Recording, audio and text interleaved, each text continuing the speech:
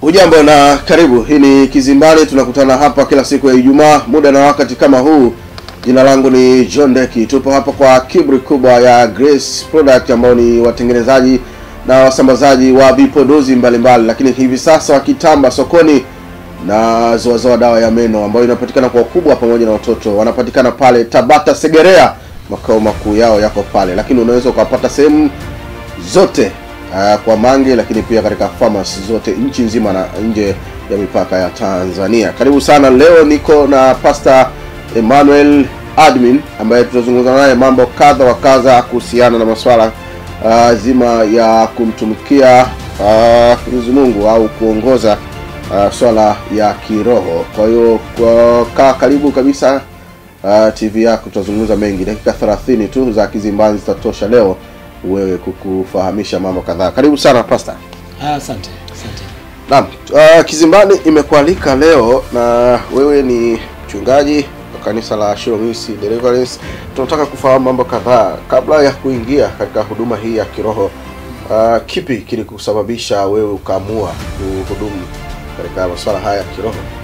Okay, asante. Sasa ni wito ndio uliosababisha kwamba niweze kuingia kwenye masuala ya kiroho.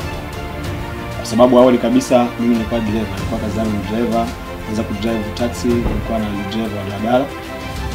Na pale nilikuwa nafanya vitu kama asilimia kubwa nilikuwa driver. Lakini wito unaanza na kitu kama msukumo ndani, unasukumwa kufanya kitu fulani na kinasababishwa, yani kinakuvuta, unasababisha kupenda kitu fulani. Hata unapomwona mtu anakifanya unakipenda. Kwa hiyo ukawa msukumo, kumbe asili ya msukumo ndio wito wenyewe, ndio unaitwa kufanya kile kitu.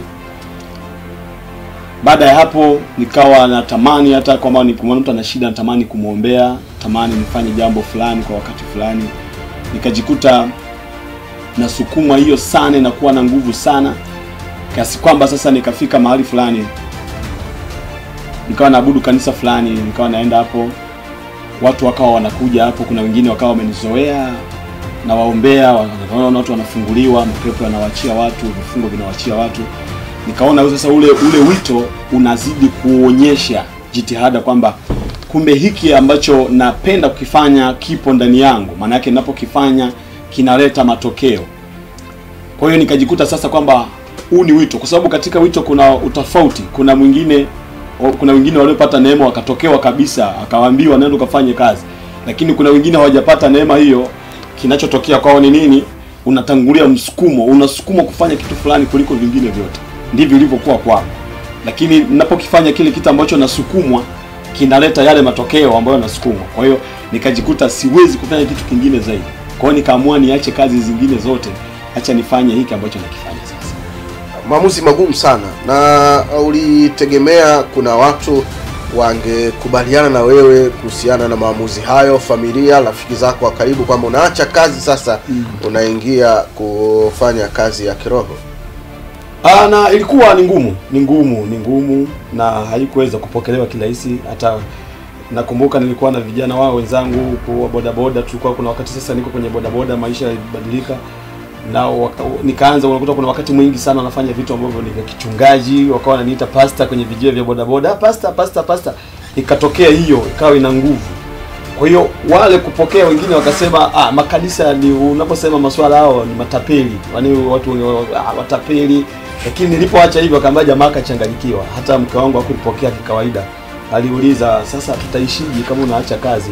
Sasa mtumikie Mungu na huna mahali pa kumtumikia Mungu, unaangamia tajulikana hivyo. Kwa sababu nilikaa kama miezi 6 kama mwaka mzima naabudu tu kwenye huduma fulani. Lakini wakati naabudu hapo, kuna yule kiongozi wa pale ni mtume, yeye na nabii.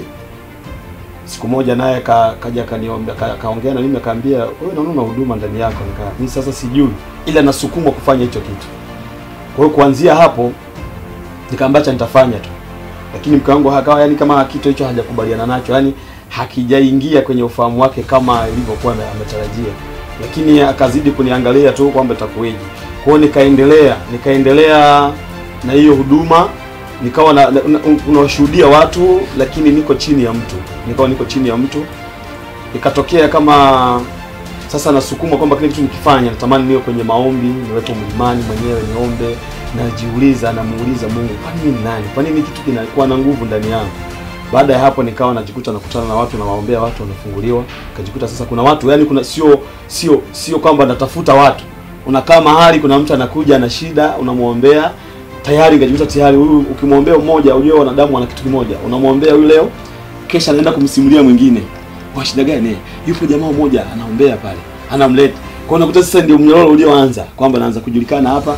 Huyu unamwombea mmoja anamleta mwingine, unamwombea mmoja anamleta mwingine, unamwombea mwingine anamleta mwingine, na mwingine ukimwombea kile ulichomwombea kinakuwa vile vile ulivyomwombea. Kwa hiyo mwisho wa siku sasa ukajikuta unakuwa na cheni sasa kwa unaletiana kutoa. Umekuwa nimeanza kuwa na watu kwenye simu kabla hata sijaana watu wa kuwaongoza. Nimeanza kuwa na watu ambao nawaombea wana huduma zao. Leo unamwombea hapa anaondoka. Sijawa na watu ambao naweza nikawaweka mahali pamoja. Yaani nimeanza kuwa mpaka kusema niweke watu mahali pamoja ni baada ya kwamba nimekutana na msaidizi wangu Pastor Eileen pamoja na Patrick. Baada ya kukutana hao sasa ndio kama nikaletewa timu kwamba hasa sasa ndio tutengeneze kitu ambacho kitaanza kuonekana sasa. Ndio sasa inaanza kuwa huduma. Lakini mara ya kwanza ilikuwa ni kwamba na hudumu na sina mahali. Nilikuwa kwenye nyumba ya mtu. Nilikuwa tu kwenye nyumba ya mtu Sebleni, naye nimfanyia huduma. Akawa amenikubali, kwa hiyo nikawa sasa nashinda nyumbani kwake, watu wanakuja kuombewa nyumbani kwake. Kuna jambo lolote ambalo liliwahi kukutokea ukahisi kweli hili jambo limekuja kufanikiwa kwa sababu kuna nguvu ya Mungu? Katika maisha ya kawaida tu, kwa sababu ndani yangu nilikuwa na msukumo. Ilikuwa mwaka fulani, ikiwa bado ni kijana, ni kama miaka 10 imepita nyuma. Nilikuwa niko kijijini. Tuliwahi enda sehemu mtu wa Mbeya, vijijini kabisa.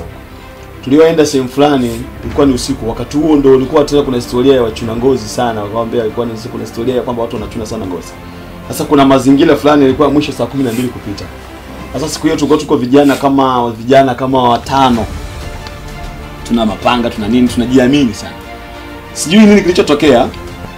Na ni sehemu ni msitu, yani kuanzia hapo ni kilomita kama kadhaa kupata sehemu ambayo kuna mji. Ilipotokea hapo tukakimbizana wote, yani kila mtu aliondoka peke yake. Mimi wakati nakimbia nilijikwaa nikaanguka pale. Sasa wakati wa kuanguka nikasikia tu vishindo, sikuelewa. Hapo wakati ndio kuna hofu. Kuna hofu kubwa sana ya nini? Hofu kubwa sana ya wachuna ngozi na uwajiwaji Mbeya ulitapakaa kipindi fulani. Sasa wakati nimejificha sehemu fulani, siwezi kutoka, nimedondoka, hapo na ni sehemu hatari. Wakati huo nilikaa nikamwambia nitalala mpaka kesho asubuhi. Na sehemu kuna tisha kweli. Sasa sikujua nini. Nikaingia hapo nikawa nasukuma kuomba. Nikawa naomba kidogo kwa hofu kwa sababu kuna woga. Nikaomba, lakini baada ya wakati nazidi kuomba kuna kitu kikachemka ndani, nikajikuta naomba kwa nguvu kana kwamba yani niko sehemu salama. Baada ya kuomba kwa nguvu ikaja kama kitu kama ujasiri. Kaniinua tu kama ujasiri, nikatoka nikatembea kama ni sehemu ninayotembea kama Kariakoto, yani nikatembea kama natembea sehemu ya kawaida tu. Baada ya kutoka ile eneo kufika sehemu ya mji sasa, ule ujasiri ukaniondoka, nikabaki sasa na hali yangu ya kawaida. Nikaanza kulia. Sasa kutoka hapo nikiwa nimekaa, ndio sasa naweza kushuhudia kwamba hii ndio nguvu ya Mungu. Hii ndio imethibitika kwa ni Mungu. Kutoka hapo sasa nikaanza kuheshimu maombi, kwamba kumbe maombi yanaweza kubadilisha ukajikuta ukapita sehemu ambayo ni hatari kikawaida tu. Na lingine lilitokea kwenye ajali. Niwaipata ajali Buguruni. Ajali mbaya sana ambao wote wakasema nimekufa. Na yenyewe nikatoka. Hasa wakati wa kutoka, wakati nilitoka kwenye ile ajali nikiwa salama, siku moja nikiwa naomba tu, Roho Mtakatifu anasema kwenye ufahamu, kwa sababu Roho Mtakatifu anaposema anasema haongei kama mwanadamu. Roho Mtakatifu anaongea kwa mfumo wa mawazo. Watu wengi sana wanaweza kusema Roho Mtakatifu anasema, najua labda kama kimongonezo. Yaani kwamba unawaza, yani unakuta unawaza kama kiwazo fulani. Kumbe ndiye anakuambia, mfano unasema kwa nini kitabu sitoe hapa? Yaani ndiye anazungumza hivyo, lakini ni wazo. Alipozungumza hivyo kwamba unaona ile ajali ungekuwa ni wakufa, lakini umetoka kwa sababu kuna kazi unataka kuifanya. Ni wazo kwamba ile ajali ilikuwa umekufa, lakini umebakizwa kwa sababu kuna kazi bado unaifanya. Kwa sasa nikajikuta wakati huo naanza kutamani ni muda mwingi sana nifanye kazi. Kwamba sasa acha niwaandae watu wajue kwamba kuna nguvu ndani yangu. Hata kabla sijaoa na penyewe niliwahi omba, kwa sababu katika familia tumezaliwa tuko familia kwa watoto 9, watoto 9. mimi ni wa mwisho kabisa katika familia. Wengine wote walikuwa wamepitia changamoto, wengine huyo mwingine kaoa tu mwanamke, mwingine kazaa nje tu na mwanamke. Yaani hakuna aliyewahi kuoa kwa heshima, hata kwamba labda kaleta katolewa mali. Yaani kwamba huyu kaoa huyu na mwingine analeta watoto. Lakini ngambia Mungu, kama kweli niko kwenye wito, naomba nioe katika familia yangu, nioe kwa heshima. Wazazi wangu waje washuhudie kwamba nimeoa kwa heshima. Ilikuwa ni 2009 naomba hayo maombi. 2009 naomba hayo maombi. 2011 nikapata mchumba, tukafunga ndoa na nikajikuta vitu vingi, hata wazazi hawakutoa mali. Vitu Mungu amefungua milango, nikatoa mali, ikaja kuwa sherehe nzuri kabisa pale Mwenge fuata Mwenge. Video wakashuti pale, sasa wakati niko kwenye sherehe ile pale, ndio Roho Mtakatifu tena ananikumbusha kwa njia ya wazo kwamba ulisema kwamba ukitaka kwamba ujue kama una uko kwenye wito, usibitishwe jambo fulani. Haya limekuwa na lingine. Kwa kutoka hapo vyote vikao ni kuthibitisha kwamba acha nifanye hiki ninachokifanya. Kwa hata ninapochukua maamuzi, nilikuwa na uhakika na maamuzi ninayochukua nayo, maana yake nimetafuta ushahidi mara 2 mara 3, ushahidi unakuja kwamba iko hivi. Kwa nikajiamini 100% kubwa kwamba hiki ninachokifanya niko sahihi nacho. Kwa nini uliamua kuacha ulipokuwa unapenda kupata huduma au kuabudu katika dhehebu jingine, mkaamua kuanzisha dhehebu lenu? Wengine wanaamini kwamba unapoanzisha dhehebu basi malengo yako ni fedha. Wewe kwako unalizungumziaje? Wito sasa tunaweza kuzungumzia sasa hapo, unaweza kuzungumzia wito unapokuwa kwenye mazingira ya wito. Unaweza hata leo hii hapa unakuta kuna mtu yuko ndani ya huduma fulani, lakini wito wake ni kwamba amepewa yeye katika kazi ya Mungu, kuna kipanda amepewa apambane nacho yeye. Unaelewa? Apambane nacho yeye. Sasa kwa maandalio ya yule mtu, ndio maana ambao wito unapoanza msukumo, unakuta unakusukuma tu, ukiona watu wanahubiri unatamani ukae hapa hapa. Ukisikia watu wanaimba unatamani ukae hapa hapa. Kuna jikuta unakaa sehemu, lakini kumbe pale kuna vitu vichache tu naandaliwa pale, lakini kuna kazi utaenda kuifanya. Kwa hiyo maana unapokuwa chini ya huduma, ukiwa na wito hati weje utatoka tu. Yaani hata kama ukatamani acha niwe hapa hapa, kwa sababu wewe nawe ni miongoni mwa watendakazi ambao Biblia inasema kwamba shambani mwa Bwana mavuno ni mengi, watendakazi ni wachache. Sasa katika wale watendakazi lazima zalishwe ndani ya watendakazi. Kwa hiyo unajikuta uko ndani ya huduma, lakini nawe ni mtendakazi, nitakuwa uende shambani ukafanye kazi.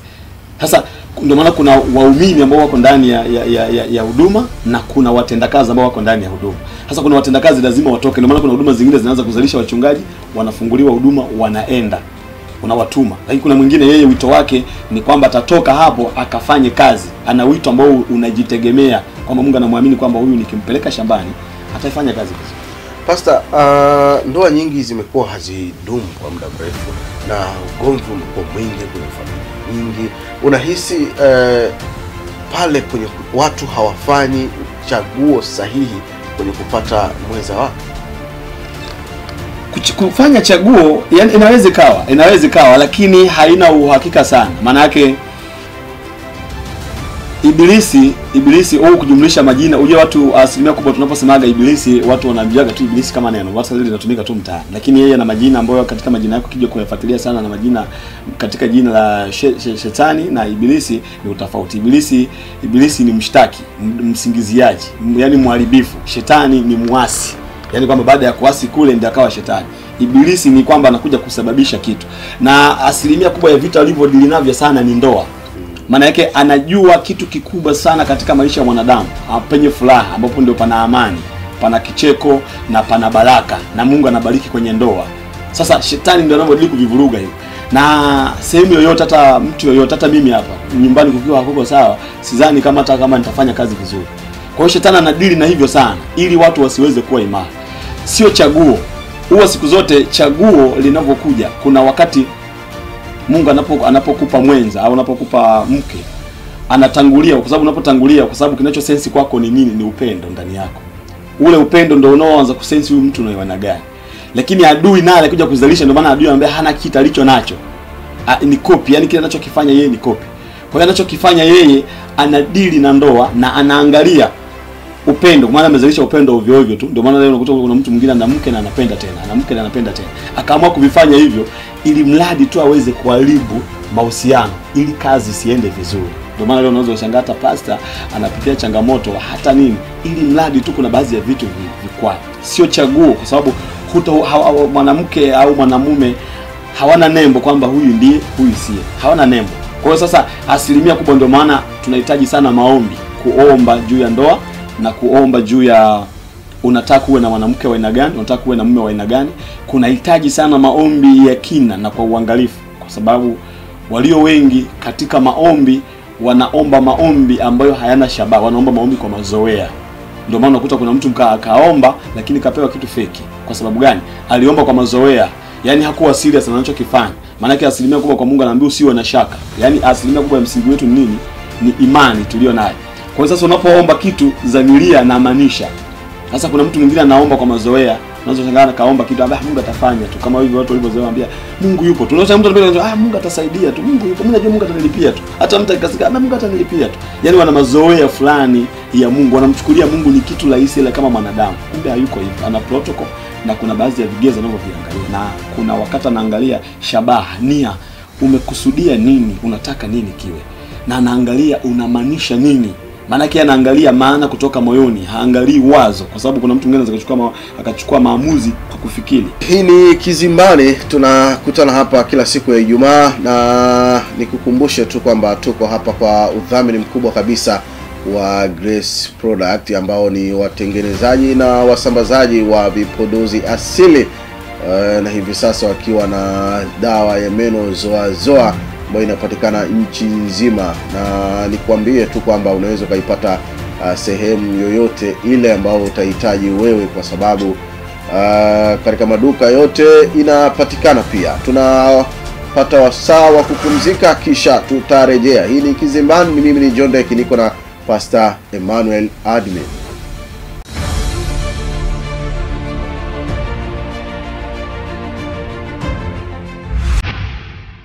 Naitwa Dr. Godrav Jafet. Mimi ni daktari wa kinywa na meno. Leo hii ningependa kukujuza kuhusu dawa ya meno ya Zoa Zoa. Je, unaijua hii? Dawa hii ni mpya na ya kisasa iliyotengenezwa kwa viambata vya asili, madhubuti kabisa kwa ajili ya kulinda na kuboresha afya ya kinywa chako. Dawa hii huweza kufanya mambo yafuatayo. Inaondoa harufu mbaya ya kinywa, inazuia fizi kuvimba, inazuia fizi kutoa damu, inazuia meno kutoboka, inazuia meno kupata ganzi. Lakini pia huyafanya meno yako kuwa meupe, tena meupe zaidi. Tumia dawa hii walau mara 2 kwa siku kwa matokeo bora zaidi. Hakika Zoa Zoa ya meno ni chanzo cha tabasamu angavu. Zoa Zoa is the way to go. Tujenge taifa la kesho. Ndio, tujenge taifa la kesho na Zoa Zoa ya meno ya watoto. Hii ni dawa ya meno maalum kwa ajili ya watoto wetu, iliyotengenezwa kwa viambata vya asili isiyokuwa na madini ya fluoride kabisa. Itamfanya mwanao aondokane na harufu mbaya ya kinywa, fizi kutoa damu, fizi kuvimba, meno kutoboka, meno kupata ganzi, na itamfanya kuwa na meno meupe wakati wote. Mzazi, mpende mwanao kwa kuhakikisha anatumia Zoa Zoa ya meno ya watoto kila siku. Zoa Zoa is the way to go.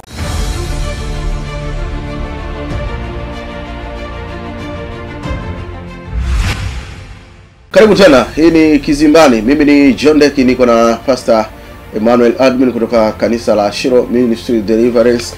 Tunazungumza nawe mambo kadha wa kadha kuhusiana na swala la huduma, swala kiroho. Kwa hiyo mambo mengi utafahamu hii leo, mambo ya kisaikolojia, mambo ya ndoa, yote hapa tutazungumza. Vijana wengi wanapata shida kweli kweli, hasa wanapokaribia kuoa. Anajua mchumba mwema anapatikana kanisani. Pastor Emmanuel kashatu wa kukuambia kwamba huyo naye pia kaenda kupata maboresho. Kwa hiyo mnakutana wote mnahitaji maboresho. Pastor, ni changamoto gani hasa ambazo zilikukuta wewe kabla ya kazi ulikuwa unaifanya na baada ukaingia kwenye huduma? Okay. Changamoto ambayo ilinikuta ni kuhama kutoka kwenye maisha ya mbomba ya zoea huko mtaani, driver, ushazoea kutafuta maisha mengine, alafu unapohama sehemu nyingine, alafu hicho unachohama unachoenda kukifanya, baada bosi unaenda kufanya kazi naye hujawahi kutana naye kwamba mkakaa mezani mkapatana, unafanya kazi na bosi ambaye humjui. Kwa hiyo changamoto ni kwamba nani atakaye kuelewa. Maana yake hata kuna wakati unaposema mimi ni mchungaji, mpaka mtu akuelewe lazima aone hiyo kazi unayoifanya.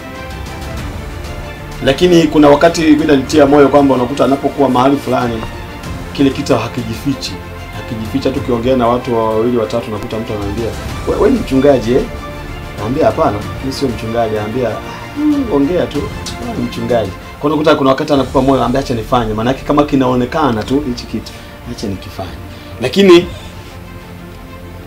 changamoto ambazo zinakuwa ni nyingi sana ni ule wito ambao ni wito kama sisi ambao tumeitwa. Wito ambao yani sio kwamba eti yule Yesu kaja anakuambia naenda kazini. Yaani una msukumo, na kuna wakati msukumo huu unaishiwa nguvu. Unaishiwa kabisa nguvu. Unabaki wewe tu. Sasa ukiwa kwa mtu mwingine ambaye hakuelewa, najua hapa nimejituma. Maana mimi kuna mtu mwingine ananiambia kwamba wewe ni mchecheto tu na kusukuma, ni kitu ambacho kitapotea. Nikahisi ni kweli kitapotea, lakini nikajikuta pia sio kinazidi kweli. Kwa hiyo changamoto ilikuwa kwamba kwa sababu hata anapohama kuja kwamba niwe huduma au iwe aanze kufanya huduma, ili nichukua muda kama ni mwaka mmoja au sifanye kazi yoyote, nipo tu nyumbani, sieleweki. Yani mke wangu ndiye anaweza kawa anafanya hiki, anaweza hiki, kwa sababu mimi nafanya kazi tu, naombea mtu hapa, nipo sielewi naanzia wapi. Kwa kuanzia hapo ndio nikapata mtumishi mmoja, nikawa nafanya huduma kwake, naombea watu hapa nyumbani kwake. Sasa wakawa watu ndio kama nilivyokuambia mara kwanza kwamba kuna chini, unamwombea mmoja anamleta mwingine, unamwombea mmoja anamleta mwingine, unajikuta na chini kubwa ya watu.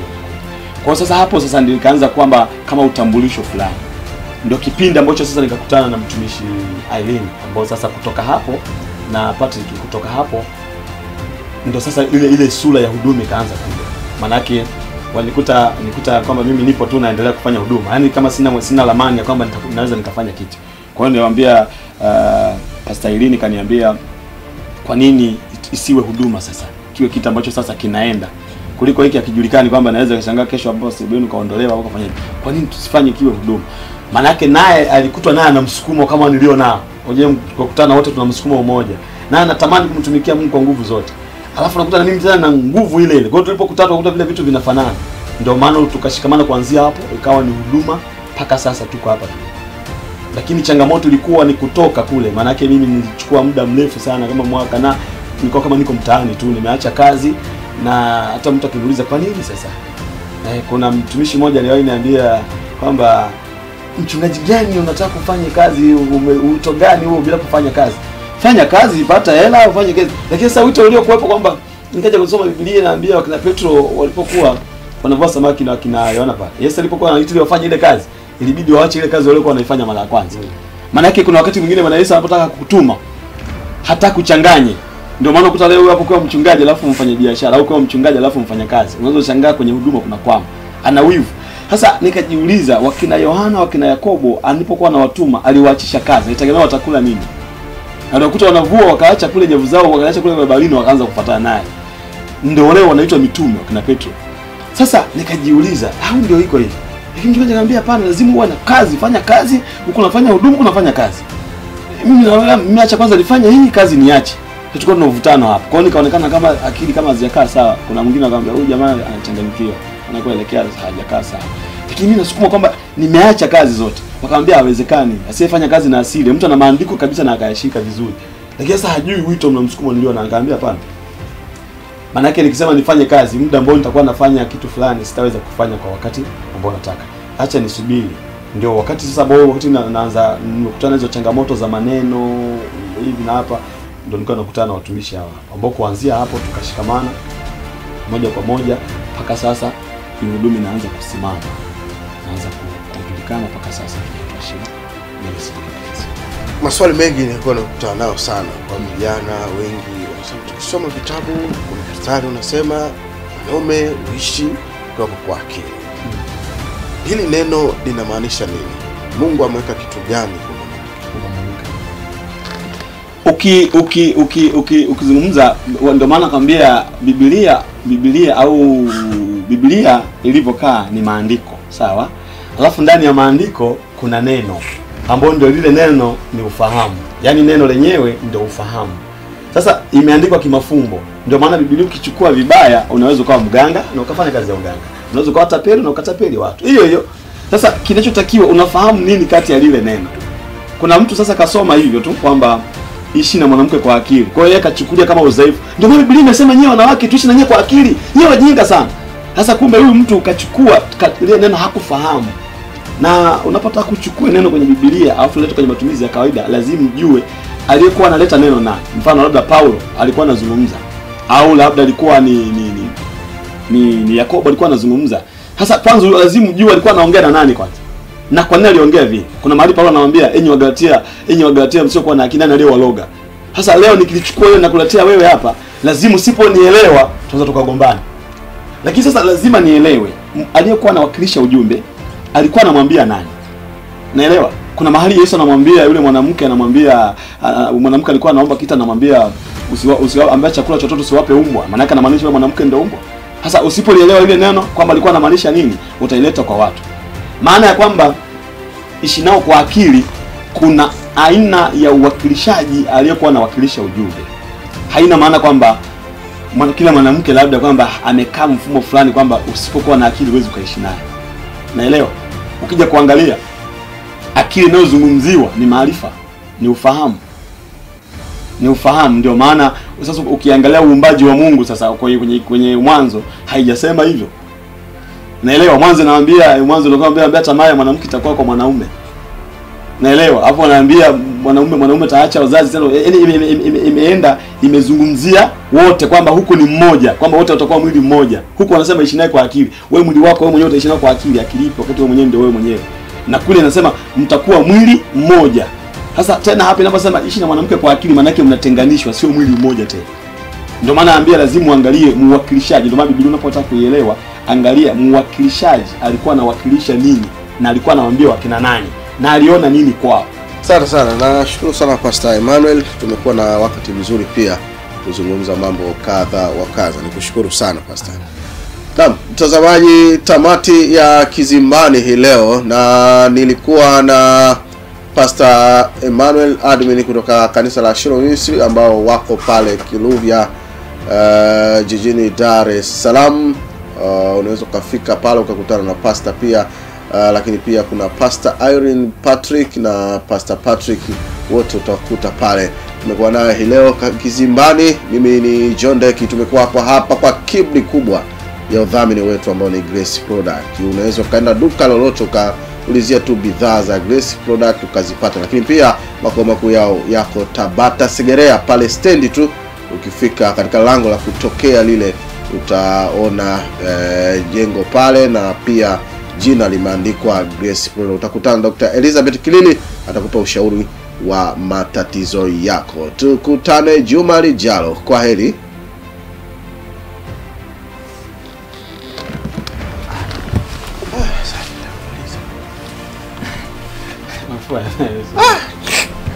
Amekata hivyo na nini?